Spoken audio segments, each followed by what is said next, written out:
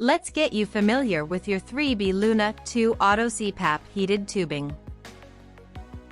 When you take it out of the package, you will find that it includes the tube itself, the heated tubing power adapter, power cord, and power source.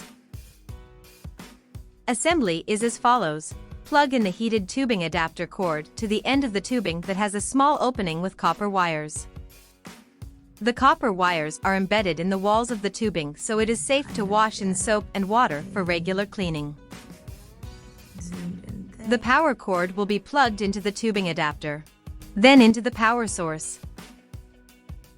Finally, the cord will be plugged into the wall and the other end will plug right into the back of the unit.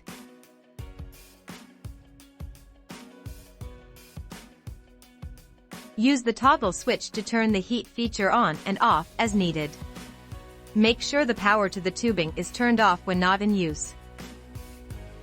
Now you are all set up and ready to go. Comment questions below.